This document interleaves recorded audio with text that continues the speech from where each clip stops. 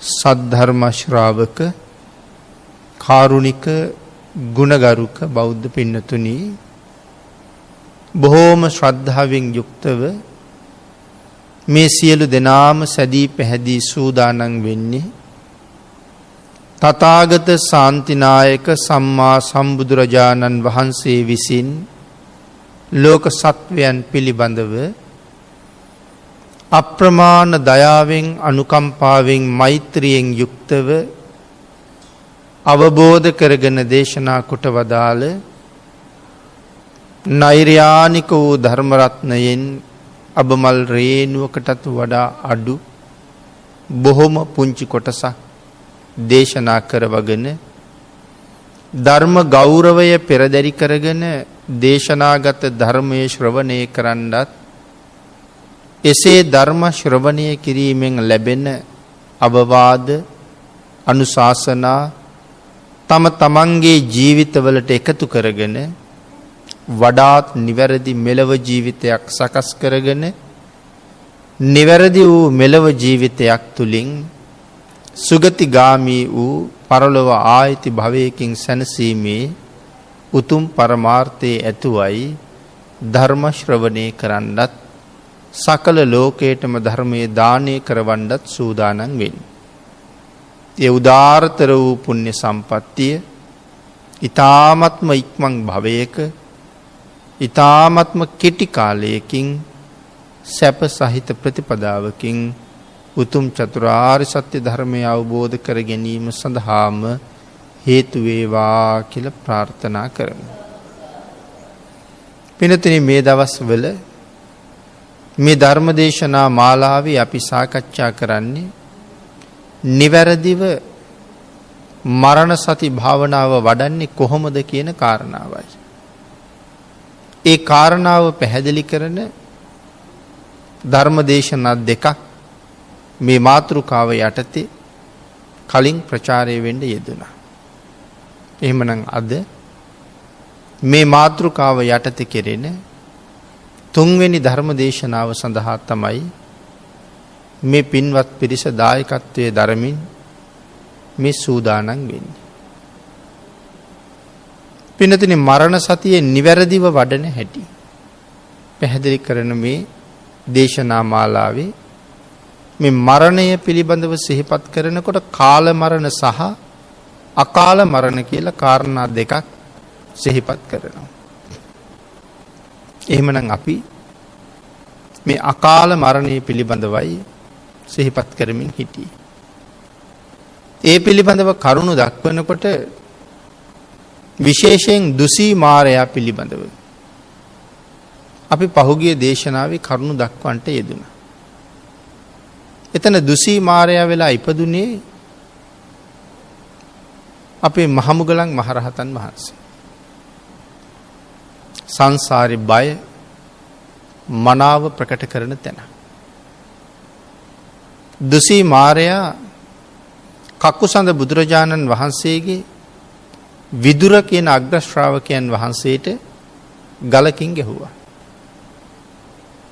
කරගත්ත බරපතල අකුසල කර්මය නිසා තමන්ගේ ආයුෂ ඉතුරු වෙලා තියෙද්දිම අවීචයට ඇදගෙන ගියා.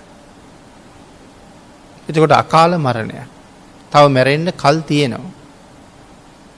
කරගත්ත අකුසල කර්මය නිසා හදිසියෙම මැරුණා. එතකොට මම සඳහන් කළා එදා දුසී මාරයා මුගලන් මහරහතන් වහන්සේ කියලා. මේ වෙනකොට පින් නැතුවද ඉන්නේ? මහා කල්ප අසංකේයකුත් ලක්ෂයක් පාරමිතා පුරලා ඉන්නේ. එහෙම පාරමිතා පුරලා තමයි පරිනිම්මිත වසවර්ති රජු වෙලා උපදින්නේ. ඒ තරම් පින් පුරපු අය පින්නතුනි තව ඉන්නවා නම් ඊට වඩා පින් පිරුවේ පසේ බුදුරජාණන් වහන්සේ. ලෞතර බුදු වෙන මහ බෝසතුන් හැරුණහම සම්බුද්ධ ශාසනයක තුන්වෙනි තැන තමයි තියන්න පුළුවන් වෙන්නේ. ඒ තරම් පින් කරලත් මේ තරම් පව් සිද්ධ වෙනවද? එතකොට තේරෙනවද සසර කොච්චර බයද කියලා? පින් ඇති උතුමන්ටත් එහෙම වරදිනකොට ආන් ඒක හින්දා හැම පින්කමක්ම කර කර විශේෂයෙන් ප්‍රාර්ථනා කරන්න ඕනේ. කල්යාණ මිත්‍රයන් ලබන්නෙම්වා කල්යාණ මිත්‍රයන්ට එරෙහිව සිතුවිලි මාත්‍රයක්වත් නූපදවන්නෙම්වා. මෙච්චර පින් කරලත් මේ මහා කල්යාණ මිත්‍රයාට විරුද්ධව ඇතිවෙච්ච සිතුවිල්ල නිසානේ අවීචියේ පැහෙන්න සිද්ධ වෙන්නේ. ඒ හින්දා අපි කොච්චර පින් කෙරුවත් එහෙනම් අපට වරදිනවා කියන එකේ අහන්න දෙයක් ඇත්තෙම නැහැ. ඒ හින්දා හැම කරුණක්ම නිවැරදිව ප්‍රාර්ථනා කරන්න ඕනේ. මේ ජීවිතේ මෙච්චර හොඳට පින්කම් කර කර ජීවත් වුණත් ඊළඟට උපදින ආත්මයක මිත්‍යා දෘෂ්ටික වෙලා ඉපදුනොත් මේ කරපු පින් වලට වැඩි එදාට හරියට පව් කරනවා. ඒ නිසා පින් කරලා ප්‍රාර්ථනා කරන්න ඕනේ සම්මාදිට්ඨික වන්නෙම්වා කියලා. නිවන් දක්නා ජාති දක්වා සම්මාදිට්ඨික වෙන්නම ප්‍රාර්ථනා කරන්න ඕනේ. ඒ කරුණ පිළිබඳව විශේෂයෙන් කාරණා දක්වමින් ප්‍රාර්ථනාව නමින් ධර්මදේශනා 19ක් මීට කලින් සිද්ධ කරලා තියෙන්නේ. මේ යන සසර ගමන නිවැරදිව අරන් යන්න මඟ පෙන්වන්නයි. එයින් ඒ කරුණ දැනගන්න මේ කාරණාව මේ අවස්ථාවට සිහිපත් කරන්නට යෙදුන එච්චර පින් කරපු උත්තමයන්ටත් වැරදුනා නම් අපි ගැන කවර කතාවද? ඒ නිසා නිවැරදිව ප්‍රාර්ථනා කරන්න. අකාල මරණය. එතකොට අකාල මරණය ගැන සාකච්ඡා කරනකොට අපි පහුගිය දේශනාව නිමා කරන්නට යෙදුනේ කලාබු රජුරුව ගැන කතා කරමින් ඉඳලා. ශාන්තිවාදී ජාතක කතාව ධර්මදේශනාවලින් අපේ පින්නතුන් අහලා තියෙනවා. ශාන්තිවාදී තාපසතුමා කියලා කියන්නේ අපේ මහබෝසතාණන් වහන්සේ. කලාබු රජුරුවන්ගේ උයනේ විවේකීව වැඩ ඉන්න වෙලාවේ කලාබු රජුරුවන්ගේ බිසෝවරු ටික රජුරුවන්ට නිින්ද ගිහිල්ලා හින්දා තාපසතුමා වට කරගෙන ධර්ම සාකච්ඡාවකට මුල පිරුවා. නමුත් රජුරුව නිදාගෙන ඉන්නේ තව කාන්තාවගේ උකුලේ හිස තියාගෙන. අනික් සියලු දෙනාම ගියහම ඇය තනි වෙනවා. අනික් අය විනෝද වෙවි උයනේ ඇවිදලා එතෙන්ට ගියහම ඇයට ඊර්ෂියාවක් ඇති වුණා. ඒ හින්දා ඇඟ හොල්ලලා රජුරුව අවදි කෙරුවා. රජුරුවන්ට කේන්ති ගිහිල්ලා තමයි අවදි වෙන්නේ. කලාබු රජුරුව එච්චර හොඳ කෙනෙක් නෙමෙයි. අවදි වෙනකොටම අවදි වෙන්නේ අර කාන්තාවන්ට බැනගෙන. කහංගතා වසලියු. මේ වසලියෝ කොහෙද ගියේ කියලා තමයි නැගිටින්නේ. එතකොට අර කාන්තාව සඳහන් කරනවා ස්වාමීනි අර එක ඍෂිවරයෙක් ළඟ බණ අහනවා කියලා. කඩුවත් අරම්මයි නැගිට්ටි. නමුත් කඩුව අරගෙන එනවා දැකලා රජුරවන්ට හිතවත් කාන්තාව නැගිටලා ඇවිල්ලා කඩුව ගත්තා. නමුත් ගිහිල්ලා තාපසතුමාගෙන් ඇහුවා කවුද කියලා. මහරජා මම ශාන්තිවාදී. ඇයි එහෙම කියන්නේ කියලා ඇහුවා. ඇයි ශාන්තිවාදී කියන්නේ? එතකොට සඳහන් කළා මහරජා මට කවුරු හරි ගැහුවොත් මං එයාට ගහන්නේ නැහැ. මට කවුරු හරි බැන්නොත් මං එයාට බයින්නේ නැහැ. මට වෙන ක්‍රමයකින් හිරිහැර කරන්න ආවොත් මං එයාට හිරිහැර කරන්නේ නැහැ. කවුරු මොනවා කළත් මං ඒ හැමෝටම අනුකම්පා කරනවා. ඒ හින්දා මට ශාන්තිවාදී කියනවා. එහෙනම් ඒක බලමු කියලා වදකයාට එන්න කියලා පණිවිඩයක් යවුවා. වදකයා සුදුසු විදිහට සුදුසු ඇඳුම් ඇඳගෙන ඒ අවස්ථාවට ගැලපෙන ඇඳුම් වදකයාට රජුරෝ නිකන් නෙමෙයි එන්න කියන්නේ. කාට හරි කරදරයක් කරන්න තමයි එන්න කියන්නේ. ඒකට ගැලපෙන ඇඳුමත් ඇඳගෙන දංගෙඩියත් අරගෙන කඩුවත් අරගෙන අවශ්‍ය උපකරණ ටික ඔක්කොම අරගෙන තමයි ආවේ. ඒ සියල්ල පැත්තක තියලා දන ගහලා වැඳලා ඇහුවා දේවයන් වහන්සේ කුමන කාරණාවක් සඳහා මට කතා කළාද? එල සඳහන් කළා මේ කූට ජටිලයා ශාන්තිවාදී කියලා කියනවා. මේ ඉන්න තැනින් ඇදලා පිට්ටනියට දාලා එලිමහන්ට දාලා ගහමුලනේ වාඩි වෙලා ඉන්නේ. ඇදලා දාලා කසපාර ගහන්න කිව්වා. ඉස්සරහටයි පිටිපස්සටයි දෙපැත්තෙනුයි. කසපාර 2000ක්. උන්නතර මේ කසෙන් ගහනකොට ඉස්සලා හැම ගැලවෙනවා. සිවිය ඉරිලා, හම ඉරිලා, මස් පුපුරලා, ඇටකොඩු පව පුපුරනවා. 2000ක් ගහන්න නියම කළේ.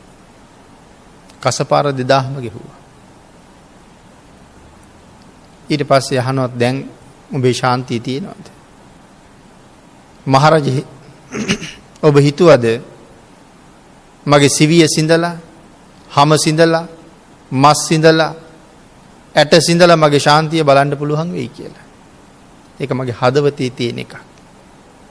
රජුරවන්ට තාමත් කේන්ති. එන සඳහන් කළා කකුල් දෙකම කපන්න කියලා. පාද දෙකම කැපුවා. කලගෙඩියකින් වක් කරනවා වගේ ලාකඩ පාටට ලේ ගලාගෙන යනවා. අත් දෙකත් කපන්න කිව්වා. කන් දෙකත් කපන්න කිව්වා. නාසයත් කපන්න කිව්වා. දැන් මේ ආදි වශයෙන් කපලා තනිකර ශාන්තිවාදී තාපසතුමා රතු පාට ලේ වලින් පිරිච්ච කොටයක් වගේ සම්පූර්ණ ශරීරයේ ලේයින් තෙමිලා ලේ ගලාගෙන යනවා. තවත් ශාන්තිය තියෙනවද කියලා ඇහුවා. මහරජා මං තාමත් ශාන්තිවාදී. එහෙනම් ඔබේ ශාන්තිය ඔබම තියාගනින් කියලා පපුවට පයින් ගහලා යන්න ගියා. තාපසතුමාගේ අනුකම්පාව, තාපසතුමාගේ කරුණාව, ඒ මෛත්‍රිය නිසා ඒ දැසට පේන මානෙට යනකම් නම් රජුරවන්ට මුකුත් උනේ නැහැ. හැබැයි තාපසතුමාගේ දැස් මානෙන් ඉක්ම යනවත් එක්කම අවීචයෙන් ආපු ගිනි දැල් රජුරවන්ට තවත් එහාට නම් යන්න ඉඩ තිබ්බේ නැහැ. නමුත් රජුරුව අපායට ඇදගෙන ගියා. සේනාපති ඒත් එක්කම දුවගෙන ආව රජුරුව යනකොටම. ශාන්තිවාදී තාපසතුමා නැගිට්ටවල රෙදි කෑලි අරගෙන ලේ පිහලා පිරිසිදු කරලා පැත්තකින් තියලා සඳහන් කළා ස්වාමීනි ඔබ වහන්සේට යම් කේන්තියක් ඇති වෙනවා නම් මේ රටවැසියා කෙරෙහි නම් ඒ කේන්තිය පතුරවන්න එපා. රජු කෙරෙහි මේ කේන්තිය පතුරවනවා මිසක් අනික් කාටවත් නම් රිදවන්න එපා කියලා සඳහන් කළා. ඒ වෙලාවේ සිහිපත් කළා නෑ පුතේ මම තාමත් ශාන්තිවාදී. යමෙක් මගේ අතපය කන් නාසා සින්දේද ඔහුටත් මං අපරිමිත දයාවක් කරුණාවක් දක්වනවා. ඉතින් සඳහන් කරනවා කවුද සේනාපති කියලා? වෙන කෙනෙක් නම් නෙමෙයි. මෙදා අපේ බුදුරජාණන් වහන්සේගේ අග්‍ර ශ්‍රාවක දක්ෂිණ ශ්‍රාවක වෙච්ච සරියුත් මහරහතන් වහන්සේම තමයි එදත් සේනාපති වෙලා ඉන්නේ. ශාන්තිවාදී තාපසතුමා මහ බෝසතාණන් වහන්සේමයි එදත් පින්නතුනි කලාබු රජුරුව වෙන්නේ මෙදත් කරදර කරපු දේවදත්තයන් වහන්සේමයි. එහෙමනම් මේ ආත්මේ විතරක් නෙමෙයි පණ පිටින් නිරේට අරන් ගිහිල්ලා තියෙන්නේ. බෝසතාණන් වහන්සේට කරදර කරලා දේවදත්තයන් පණ පිටින් නිරේට ඇදගෙන ගියපු බව මේ කරුණ වලින් පැහැදිලි වෙනවා. ශාන්තිවාදී තාපසතුමාට අවශ්‍ය නම් මේ කරදර වලින් මිදෙන්නත් තිබුණා. මේ රට මෝන්නම් විනාශ කරන්නත් තිබුණා. මොකද අභිඥාලාභී තවුසෙක් හැටියට සඳහන් කරනවා. ශාන්තිවාදී තාපසතුමා එතනම අපවත් වුණා. නමුත් සඳහන් කරනවා මිත්‍යා දෘෂ්ටිකයෝ නම් තාපසතුමා එහෙම්මම හිමාලයට වැඩිය කියලා කියනවා කියලා. නමුත් ඒක මිත්‍යා දෘෂ්ටියක් අන්‍ය මතයක් කියලා මට කතාවේ වෙනම සඳහන් කරනවා. නොසලකිය යුත්තක් එතනම අපවත් වෙච්ච එකයි උනේ කියලා. එතකොට කලාබු රජුරු තව රජුරවන්ට ජීවත් වෙන්න ආයුෂ තිබුණා. නමුත් කරපු බරපතල අකුසල කර්මය නිසා රජුරු හදිසියෙම නිරේට ඇදගෙන ගියා. එතකොට ඒක කාල මරණයක් නෙමෙයි අකාල මරණයක්. නගර වැසියෝ සුවඳ මල් අරගෙන සියලු දෙනාම රැස් වෙලා තාපසතුමාගේ ආදාහන කටයුතු නිමා කෙරුවා කියලා සඳහන් කරනවා. ඊළඟට පින්නතුනි මේ මරණ සතිය පිළිබඳව කරුණු දක්වනකොට ඒ වාගේ අකාල මරණය, කාල මරණ, අකාල මරණ කියන කාරණා දෙක පැහැදිලි කරලා තියෙනවා. මේ මරණ සතිය වැඩිම පිණිස විවේකීව තනියම මේ කාරණාවට එළඹෙන්න ඕනේ කියලා සිහිපත් කරනවා. විවේකයේ තියෙන්න ඕනේ, හුදකලාව තියෙන්න ඕනේ, තනි වෙන්න ඕනේ. නිසියාකාරයෙන්ම මරණ සතිය වඩන්න ඒක බොහොම පහසුයි කියලා සඳහන් කරලා තියෙනවා. මේ සියල්ලම කියන ලද ආකාරයෙන් ජීවිත ඉන්ද්‍රිය කපා හරින කර්මයකින් යුක්තයි. එහෙම සඳහන් කරුවේ ජීවිත ඉන්ද්‍රිය නැතිවීමෙන් වෙන මරණය මතක් කිරීම තමයි මරණ සතිය කියලා කියන්නේ. ජීවිත ඉන්ද්‍රිය නැතිවීමෙන් වෙන මරණය. විශේෂයෙන් මේ පවත්වන මේ පෙනෙන මේ කය සහිත ජීවිත ඉන්ද්‍රිය නැතිවීම සම්බන්ධයෙන් අරමුණු කරලා තමයි මරණ සතිය වඩන්න කියලා කියන්නේ. ජීවිතයගේ නැතිවීම මෙනෙහි කරන්න කියලා කියනවා. ජීවිතේ නැතිවීම මෙනෙහි කරන්න කියන්නේ. ඊළඟට සඳහන් කරනවා මරණං කියලා මෙනෙහි කරන්න එහෙමත් පුළුවන් කියලා. ජීවිතයගේ නැතිවීම මෙනෙහි කරන්නත් පුළුවන්. එහෙම නැත්නම් මරණං ආදි වශයෙන් මරණය එහෙම කියා මෙනෙහි කරන්නත් පුළුවන්. හැබැයි සඳහන් කරනවා මේ මරණ සතිය වඩනකොට ඒක නිවැරදිව කරන්න ඕනේ කියලා. එහෙම වුණොත් තමයි භාවනාව හරියටම සම්පූර්ණ වෙන්නේ. කොහොමද නිවැරදිව කරනවා කියලා කියන්නේ? මෙතන සිහිපත් කරනවා විශේෂයෙන් මරණය වැරදි විදිහට සිහිපත් කරන්න එපා කියලා. එහෙම වුණොත් භාවනාව සම්පූර්ණ වෙන්නේ නැහැ. යෝනිසෝ මනසිකාරෝ පවත්තේ තබ්බු. මනාව යෝනිසෝ මනසිකාරයේ පවත්වමින්ම මරණය සිහිපත් කරන්න කියලායි කියලා කියන්නේ. එහෙනම් කොහොමද මරණය නිවැරදිව සිහිපත් කරන්නේ? ඒ කාරණාව මෙතන විස්තර කරනවා පින්නතුනි. නිවැරදිවම මරණ සතිය වඩනවා නම් තමන්ගේ ඊටාම ප්‍රිය වෙච්ච පුද්ගලයෙක් පිළිබඳව මරණය සිහිපත් කරන්න එපා කියලා. ඊටාමත්ම ප්‍රිය කෙනෙක්, දරුවෙකුගේ මරණය, ස්වාමියාගේ මරණය, බිරිඳගේ මරණය, මව්පියන්ගේ මරණය, සහෝදරයෙකුගේ මරණය, ඒ හැර තවත් තමන්ට ඊටාම ප්‍රිය කෙනෙකුගේ මරණය සිහිපත් කරන්න එපා කියලා කියනවා. ඒ ප්‍රිය කෙනෙකුගේ මරණය සිහිපත් කරනකොට ඇති වෙන්නේ දුක. ඒ දුක කනගාටුව ඇතුලේ මොකද්ද තියෙන්නේ? ශෝකය තියෙනවා. දුක ශෝකය ඇතුලේ දේශය තියෙනවා. අපිට තේරෙන්නේ නැති හරි සියුම් තැනක් මෙතන. කෙනෙක් අඬනවා දුකට. ඒ කඳුළු අතර ද්වේෂය සැඟවිලා තියෙනවා. දුක කියලා කියන්නේ, කඳුල කියලා කියන්නේ, ශෝකය කියලා කියන්නේ එතන ද්වේෂය තියෙනවා. ද්වේෂය කියන්නේ අකුසල කර්මයක්. එතකොට ද්වේෂය කොහොමවත් කුසල කර්මයක් බවට පත් වෙන්නේ නැහැ. එහෙනම් ප්‍රිය පුද්ගලයාගේ මරණය සිහිපත් කරන්න ගියොත් අපිට ඒකාන්තයෙන්ම දුක තමයි උපදින්නේ. දුකත් එක්ක ද්වේෂය තියෙනවා, ඒත් එක්ක මේ මරණ සති භාවනාව වැඩෙන්නේ නැහැ. එහෙනම් ප්‍රිය කෙනෙකුගේ මරණය සිහිපත් කරනවා නම් ඒක නිවැරදි මරණ සතිය සිහිපත් කිරීමක් නෙමෙයි. ප්‍රිය පුද්ගලයාගේ මරණය සිහිපත් කරන්නත් එපා. දෙවැනි කාරණාව සිහිපත් කරනවා අප්‍රිය පුද්ගලයෙකුගේ මරණය සිහිපත් කරන්නත් එපා. මම කැමති නැති පුද්ගලයෙක්. එහෙම කෙනෙක් මැරුණා කියලා දැනගත්තාම අපිට ඇති වෙන්නේ සතුටක්. අපේ සතුරු මැරුණා, මෙච්චර ගාණක් මැරුණා කියලා කියහම අපිට ඇති වෙන්නේ සතුටක්. හැබැයි ඒ සතුට තියෙන්නේ ලෝභය මුල් කරගෙන. ආපහු එතනක් තියෙන්නේ අකුසලයක්මයි. අකුසල කර්මයක් කවදාවත් කුසල කර්මයක් බවට පත් කරන්න බැරි නිසා අකමැති අයගේ මරණය සිහිපත් කරන්නත් එපා කියලා කියනවා. මොකද ප්‍රීතියක්, ලෝභයක් තමයි එතන තියෙන්නේ. ඊළඟට සඳහන් කරනවා මේ සොහොන් පල්ලෙක් සුසානයට ගෙනියන ඕනෑම දේහයක් එයා දවනවා.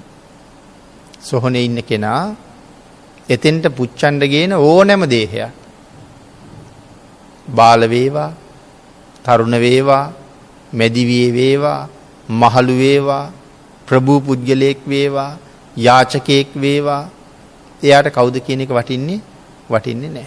එයාගේ රාජකාරිය තමයි සොහොනට අරගෙන එන ඕනෑම කෙනෙක් දවලා දාන එක.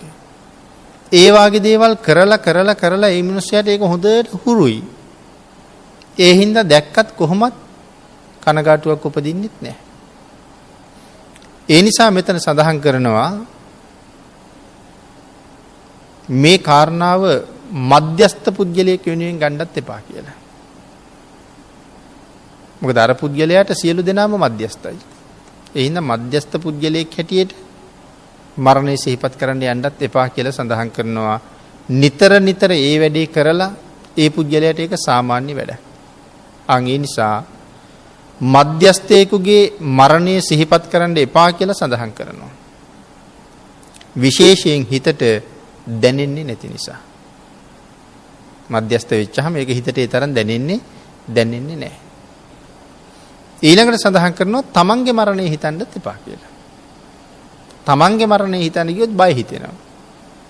ඒකත් භාවනාවක් වෙන්නේ නැහැ. ප්‍රිය පුද්ගලයෙක් ගැන සිහිපත් කරන්න එපා කිව්වා. අප්‍රිය පුද්ගලයෝ ගැන සිහිපත් කරන්න එපා කිව්වා. මධ්‍යස්ථයෝ ගැන සිහිපත් කරන්න එපා කිව්වා. තමන් ගැන සිහිපත් කරන්න එපා කිව්වා. එහෙනම් ඒ කාරණා හතරෙන් මරණ සතිය වඩන්න ගියොත් ඒක වැරදි ක්‍රමයක්. එහෙනම් කොහොමද නිවැරදි ආකාරයට මරණය සිහි කරන්නේ? පිනතේ දැන් මේ අපි එපා කියපු කාරණා හතර මේ කාරණා හතරත් මේ මරණ සති භාවනාවේදී අපි යොදා ගන්නවා දැම්ම නෙමෙයි. අපිට මේ භාවනා ක්‍රමය හොඳට ප්‍රගුණ වුණාම එදාට භාවනා ක්‍රමය හොඳට දන්න නිසා ප්‍රිය පුද්ගලයාගේ මරණය සිහිපත් කරුවත් අපිට ඒක අර විදිහට ද්වේෂසිතක් සහිත දුකක් ඇති වෙන්නේ නැතුව යනවා. මරණය ප්‍රගුණ වෙලා තියෙන නිසා. එහෙම නැතුව මේක ගන්න එපා කිව්වට සමහර කෙනෙක් ඊට පස්සේ තර්කයක් ගොඩනගන්න පුළුවන්. මේ කාරණාවට අපි එනවා භාවනාව ප්‍රගුණ වුණාට පස්සේ. එහෙනම් මෙතන සඳහන් කළා විශේෂයෙන් මේ සියල්ලම සති සංවේග ඥාන විරහිත නිසා තමයි එපා කියලා කියන්නේ. සති සංවේග ඥාන විරහිත. එහෙම කියලා කීවේ රහතන් වහන්සේලාට වගේ සිහිය, ප්‍රඥාව, සංවේගය, නුවණ සහිතව මේ කාරණාව අපිට සම්පූර්ණ කරන්න බෑ. අන්න ඒ නිසා තමයි සඳහන් කරන්නේ ඒ මරණයන් ගැන පස්සේ හිතලා බලන්න පුළුවන්. ආධුනිකයෙකුට මුලින්ම පටන් ගන්න කෙනෙකුට දැනට ඒකට යන්න එපා කියලා. එහෙනම් මෙතන සිහිපත් කළා పూర్වයේ දකින්න ලද పూర్ව සම්පත්තීන් සහිත සත්වයන්ගේ මරණය ආවර්ජනය කරලා සිහිය සංවේගයේ ඥානය යොදලා මරණය සිදුවේයි කියලා හිතන එක තමයි ආරම්භයේ හැටියට දක්වන්නේ කියලා. పూర్වයෙන් දකින්න ලද పూర్ව සම්පත්තීන් සහිත සත්වයන්ගේ මරණය. සාමාන්‍යයෙන් අපි කෙනෙක් මැරිලා ඉන්නවා දකිනවා. සතෙක් මැරිලා වැටිලා පාරේ ඉන්නවා දකිනවා. මිනිස්සෙක් මැරිලා ඉන්නවා පාරේ. ඒකට අපිට එයා ගැන කිසිම සම්බන්ධයක් නැහැ. නමුත් කෙනෙක් මැරිලා ඉන්න බව පිළිබඳව සංවේගයක් අපිට තියෙනවා. අන්න ඒ වාගේ මරණ දිහා බලලා මරණ සතිය වඩන්න කියලා කියනවා ඉස්සරලා. එතකොට අපිට ප්‍රිය පුජ්‍යලයකුත් නෙමෙයි, අප්‍රිය පුජ්‍යලයකුත් නෙමෙයි. සොහොන් පල්ලා වාගේ නිතර දැකලා අපිට පුරුද්දකුත් නැහැ. ආම්බෙන් තමයි දකින්නේ පාරේ මැරිලා ඉන්නවා. තමන්ගේ මරණයත් නෙමෙයි ඒක. එහෙනම් මේක තමයි මුලින්ම සිහිපත් කරන්න කියන්නේ මරණය ගැන. මෙතන සඳහන් කළා ඉෂ්ට අනිෂ්ට මධ්‍යස්ත තමන් මේ කොටස් හතරේදීම මරණය සිහි කරන්නේ නැතුව නමුත් මේ තරම් සම්පත්තීන් පරිහරණය කරපු සත්වයන් මැරුණ කියලා ආවර්ජනය කරන ක්‍රමය තමයි නියම ක්‍රමය. එතකොට මේ මිනිස්සු සමහරලාට අපි අඳුරනවා මේ මැරිලා ඉන්න අය. ඒගොල්ලන්ට ලොකු ධන සම්පත් තිබුණා. විශාල පිරිස් බලයක් හිටියා. සමාජයේ ජීවත් වෙච්ච කාලේ රජවරු වගේ ජීවත් වුණා. නමුත් අද ඒ සම්පත්, දීපල, පිරිස් බලය ඔක්කොම දාලා ඒ මනුස්සයා මැරිලා. ඒගොල්ලෝ ජීවත් වෙච්ච හැටි, ඒගොල්ලෝ හරි හම්බ කරගෙන හිටපු හැටි, ඒගොල්ලෝ යපුණ පැවතුන හැටි, ඒ ඔක්කොම අපි දන්නවා. කටයුතු කරපු හැටිත් දන්නවා. නමුත් මැරිලා. මේ කොව්ව කර කර හිටියත්, කොව්ව තිබුණත් අවසානයේ මෙතනද? ආන්ගේ කාරණාව තමයි මනාව සිහිපත් කරන්න කියලා කියන්නේ. ඊළඟට සඳහන් කළා මෙසේ මරණ සතිය පවත්වනකොට යහපත් ආකාරයට හරි ක්‍රමයට පැවැත්වුවා වෙනවා. එහෙම කරුණක් අරමුණු කරලා මරණ සතිය සිහිපත් කරන්න ගත්තාම ඒක තමයි මූලික නිවැරදි ක්‍රමයේ හැටියට සඳහන් කරලා තියෙන්නේ. ඊළඟට පින්නතනේ මේ මරණය සිහි කරනකොට විශේෂයෙන් අපේ නීවරණ අඩු වෙනවා කියලා කියනවා. නිරන්තරයෙන් මරණ සතිය වඩනවා. මරණය හොඳට ප්‍රගුණ වෙනවා. නීවරණ කියලා කියන්නේ අපේ නිවන් ආවරණය කරනවා. විවිධ නීවරණයන් අපිට කරදර කරනවා. හැම වෙලාවෙම නීවරණයන් අපිට කරදර කරන්නේ. ආන්ගේ නීවරණ ක්‍රමක්‍රමයෙන් ඈත් වෙලා යනවා. මේ කොච්චර දේවල් කළත් වැඩි කල ජීවත් වෙන්න නෙමෙයි අපි. එහෙනම් ජීවත් වෙන කාලේ අපි මොනවද කරගන්න ඕනේ? මේ කාරණාවට මනාව එළඹෙනවා. මොකද අපි මේ මරණ සතිය පිළිබඳව කරන දෙවනි දේශනාවේ කරුණු ටිකක් සාකච්ඡා කරන්නට යෙදුණා මේ මායя පිළිබඳව. මායя සමහර වෙලාවට මිනිස්සුන්ට ಗುಣධර්ම පුරන්න ඉඩ දෙන්නේ නැතුව මිනිසුන් ආවරණය කරගන්නවා. අපි මේ දේශනාවෙත් සිහිපත් කළා මේ උදුම්බරික සීහනාද සූත්‍රයේ අවසාන ප්‍රකාශය, අවසාන ඡේදය. අපේ භාග්‍යතුන් වහන්සේ පිරිසකට ධර්ම දේශනා කරලා පැහැදිලි කළා මේ ධර්ම කාරණාව හරියටම දියුණු කරන්න පුළුවන් නම් භාග්‍යතුන් වහන්සේ දේශනා කරන විදිහට දවස් 7න් එක්ක රහත් වෙනව නැත්නම් අනාගාමී වෙනවා කියලා. නමුත් කවුරුවත්ම අහන්නේ නැහැ ස්වාමීනි මම මේක ප්‍රගුණ කරන්නම් කියලා.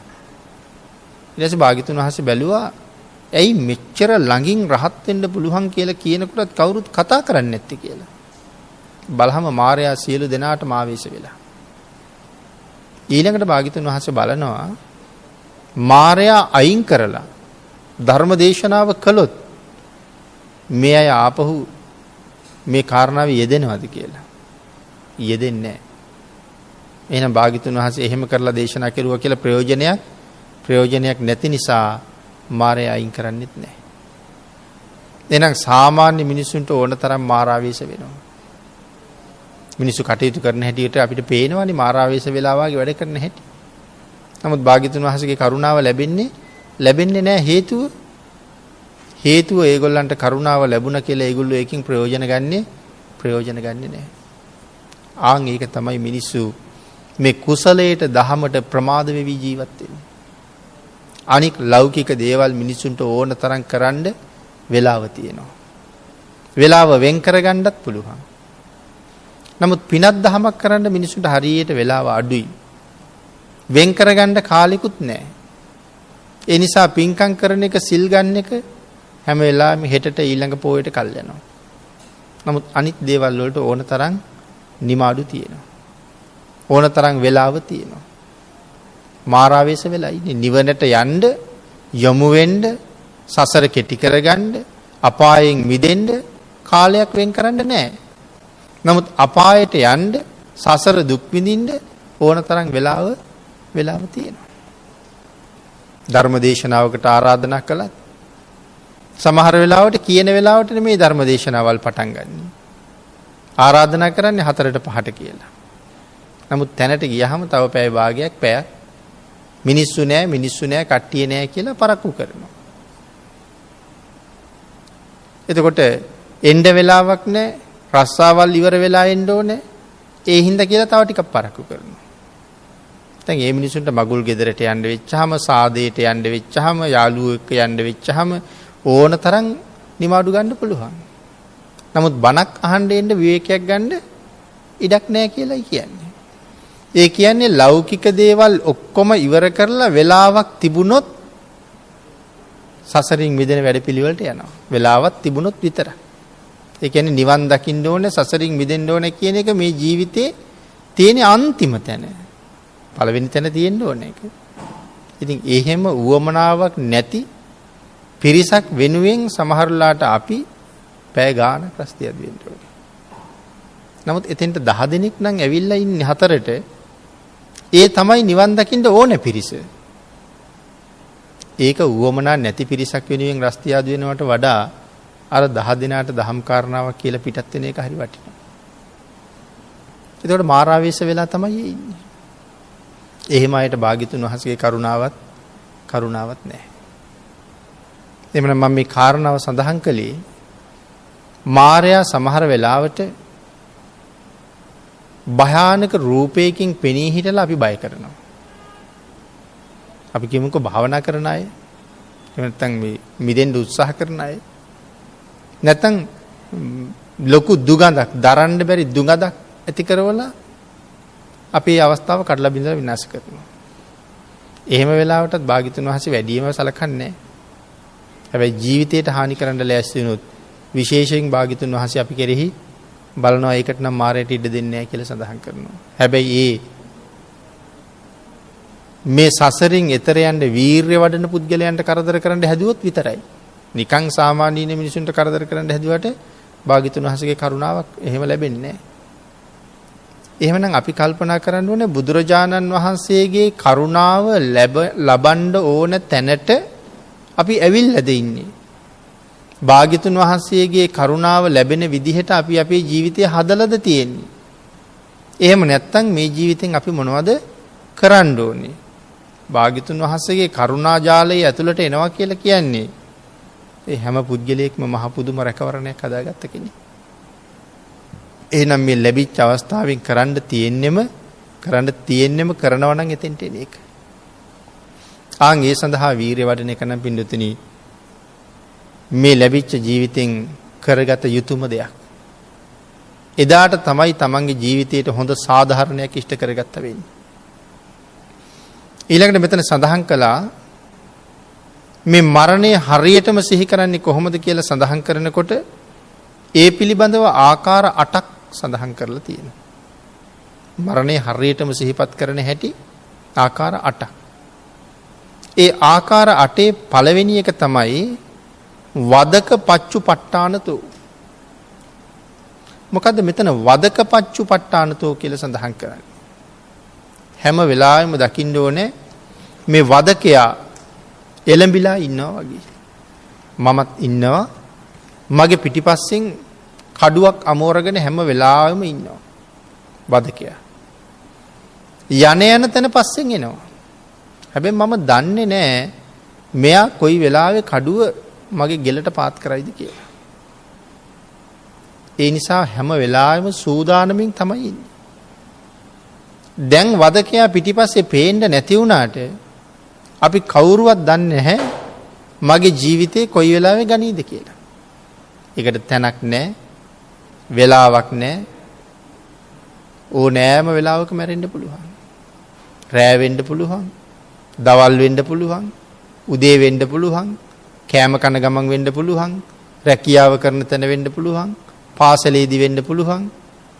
ඕනෑම තැනක මැරෙන්න පුළුවන්. එහෙනම් වදකයා හැම වෙලාවෙම මගේ පිටිපස්සේ ඉන්නවා. කොයි වෙලාවෙ කඩුව පාත් කරයිද දන්නේ.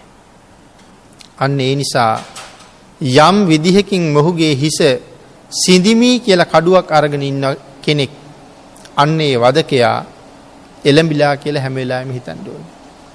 මරණය දැන් එළඹිලායි තියෙන්නේ. මං දැන් මැරෙයි. ඒ කාරණාව මනාව හිතන පුජ්‍යලයට පවක් කරන්න පින්නතුනි කොහෙන්වත් ඉඩක් නැහැ. දැන් මැරෙයි කියන හැඟීමේ ඉන්නේ. පවක් කරන්න ඉඩක් නැහැ. හරියටම හිතුවොත් ජීවිතේ ලොකු සංවේගයක්. අපි හදාපු ගෙවල් දොරවල්, අරගත්ත යාන වාහන, හදාපු දරුමල්ලු, ප්‍රිය අඹුසැමියෝ විවේකීව ඉඳගෙන කල්පනා කළොත් මේ සියල්ල හෙට උදේ වෙනකොට අහිමි නම්, මේ සියල්ලම හෙට උදේ වෙනකොට දාලා යන්න වෙනවා නම්, අය මේ එකක්වත් හම්බ වෙන්නේ නැත්තම් මේ ජීවිතේ කොහොමද කියලා විවේකීව හිතන්න ගියාම ලොකු සංවේගයක් ඇති වෙනවා. ඒකමනේ භාග්‍යතුන් වහන්සේ දේශනා කළේ තමන්ගේ මරණය ගැන හිතන්න එපා කියලා. පුරුදු වෙනකන් තමන්ගේ මරණය ගැන හිතන්න එපා. නමුත් මෙතන මේ වදකයා කොයි වෙලාවෙ මගේ ජීවිතේ අරගනීද? එහෙනම් වදකයා මගේ ජීවිතේ ගන්න ඉස්සරලා, මාරයා ජීවිතේ ගන්න ඉස්සරලා මම මොනවද කරගන්න ඕනේ? මං කොහොමද ජීවත් වෙන්න ඕනේ? මං කොහොමද හැසිරෙන්න ඕනේ? මම මොනවද කරන්න ඕනේ? මම මොනවද නොකරන්න ඕනේ? ඔය කාරණාව මනාව තීරණය කර අපි අපේ ජීවිතය පිළිබඳව මනා එළඹීමකට එළඹෙන්න ඕනේ. අන් ඒකයි මෙතන සඳහන් කරන්නේ. ඊළඟට සඳහන් කළා මෙසේ මරණය එළඹිලා තියෙනවා කියලා හිතන්න ඕනේ කියලා සුදුසු පළමු ක්‍රමය දක්වනවා. මොන හේතුවෙන්ද? සහජාතිය ආගතු ඉපදීම සමග පැමිණි හේයින් මිස මගදී මරණය ආව නෙමෙයි කියලා කියනවා. සහජාතිය ආගතු මගදී මාරය හම්බුණා නෙමෙයිනේ අපිට. මම ඉපදෙනවත් එක්කම මගෙත් එක්කම තමයි මේ මරණය ආවේ. ඒ හින්දා මේ පස්සේ ආව නෙමෙයි, මගෙත් එක්කම ආවා. කොයි වගේද කියලා මෙතන සඳහන් කරනවා.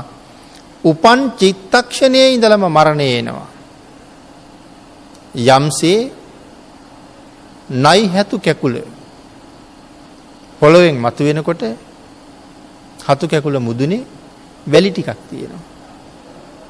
අපි බිම්මල් දැකලා තියෙනවා. පොළොවෙන් මතුවෙනකොට මුදුනේ වැලි ටිකක් තියෙනවා. පොළොවෙන් මතුවුනේම වැලි ටිකත් අරගෙන. අපි මේ ජීවිතේ ගත්තෙම මරණයත් එක්කම. ජීවිතෙත් අරගෙන මරණයත් අරගෙනම තමයි ඇවිල්ලා තියෙන්නේ. ආයි පස්සේ ඇවිල්ලා මගදී හම්බ වෙලා ලෑස්ති වුණා නෙමෙයි. අන්න ඒ නිසා මේ සත්වයා ජරා මරණය අරගෙනම ඉපදෙනවා කියලා සඳහන් කරනවා. මේ ජරා මරණ දෙක උපතින්ම ලැබෙන්නේ එසේ ඔවුන්ගේ ප්‍රතිසන්දිසිත කියලා කිව්වෙ පින්නතනේ. එහෙම සඳහන් කළේ මව් කුසේ මුලින්ම ඉපදුන සිත ප්‍රතිසන්දිසිත. මේ ප්‍රතිසන්දිසිත උපදින්නේ හදයවත්තු රූපය. මොකද්ද මේ හදයවත්තු රූපය කියලා කියන්නේ? හදයවත්තු රූපය කියලා කියන්නේ මෙතන තමයි අපේ සියලුම සිත් උපදින්නේ. එතකොට අපේ සිත් උපදින්නේ ඇත්තටම කොහෙද? විවිධ අදහස් තියෙනවා හිත උපදින තැන පිළිබඳව. භාග්‍යතුන් වහන්සේ මොනවද දේශනා කරලා තියෙන්නේ? අපේ හෘද වස්තුවේ පිරිසිදු ලේ තියෙන පැත්තේ තියෙන හදයවත්තු රූපය කියලා ඉන්ද්‍රියක්.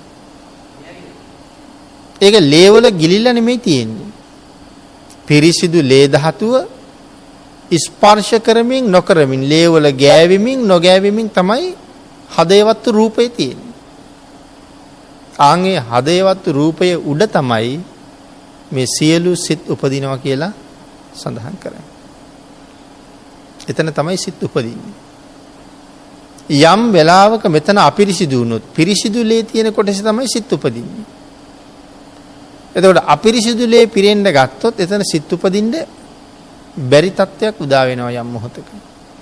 එදාට එතන සිත් උපදින එක නතර වෙනවා.